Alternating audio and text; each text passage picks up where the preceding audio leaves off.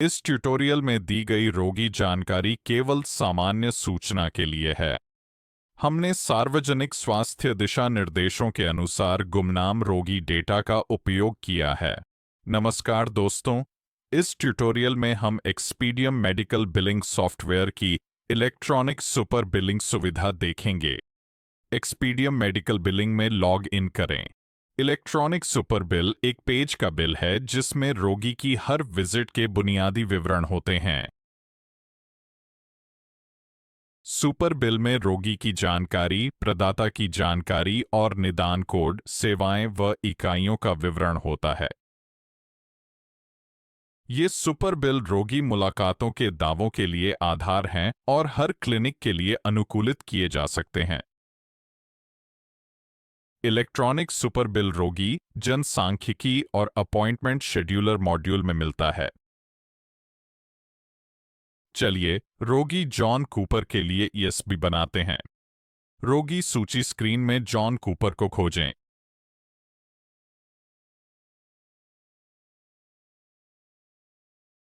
ESB बनाने के लिए ईएसबी मेनू से नया ईएसबी बनाएं चुनें।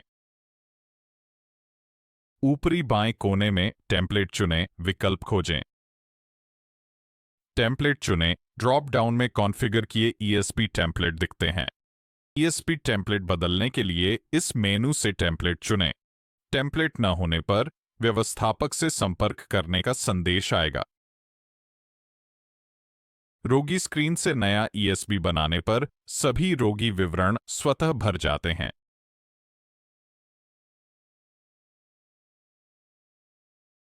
ध्यान दें, ये रोगी विवरण ईएसबी स्क्रीन से बदले नहीं जा सकते। कुछ महत्वपूर्ण ईएसबी फील्ड अनिवार्य हैं, जैसे निदान कोड और सेवा विवरण।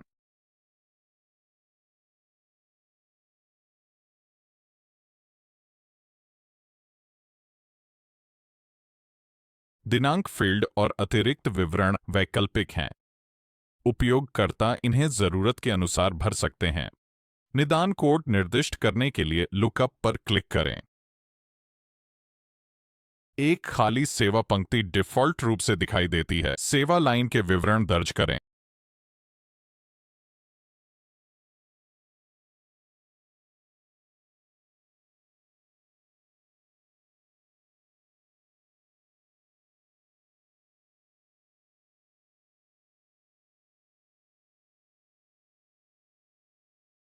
और आप सेवा लाइनों को गतिशील रूप से जोड़ या हटा सकते हैं।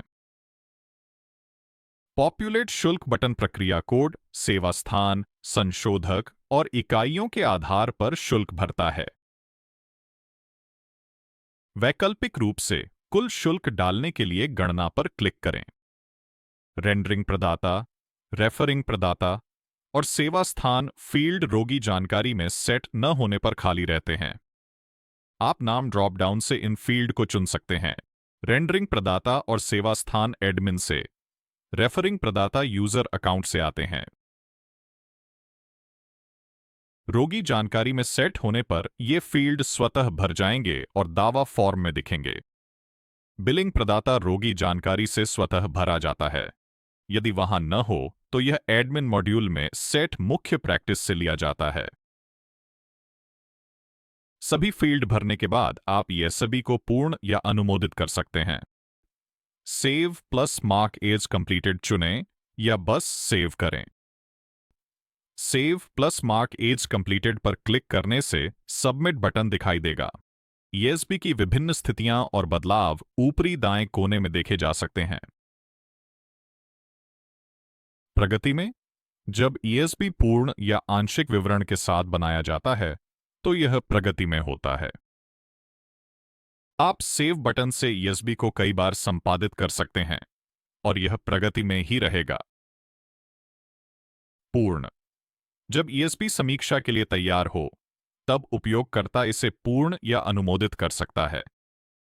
Save plus mark as completed पर क्लिक करने से स्थिति पूर्ण हो जाती है। सबमिट बटन केवल तभी उपलब्ध होगा जब ईएसबी पूर्ण स्थिति में हो।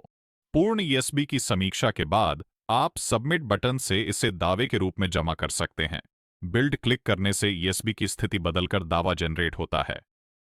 सबमिट के बाद ईएसबी को बदला नहीं जा सकता क्योंकि इसका जीवन चक्र समाप्त हो जाता है। ईएसबी केवल प्रगति या पूर्ण स्थिति में ही संपादित किए जा सकते हैं। जोड़े गए ईएसबी देखने के लिए रोगी दृश्य सूची में व्यू ईएसबी आइकन पर क्लिक करें। व्यू ईएसबी में हर रोगी के सभी सुपर बिलों का इतिहास होगा। यह विकल्प उनकी यात्रा, सेवाओं और प्रक्रियाओं के इतिहास की समीक्षा के लिए उपयोगी है। गैर सबमिट ईएसबी को संसाधित किया जा सकता है।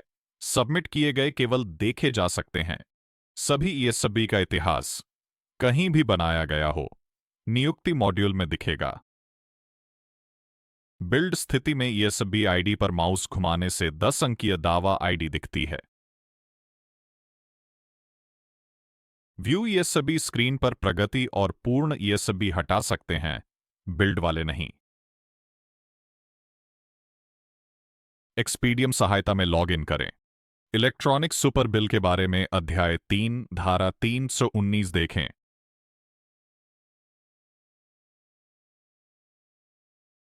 इस सत्र के लिए बस इतना ही। धन्यवाद।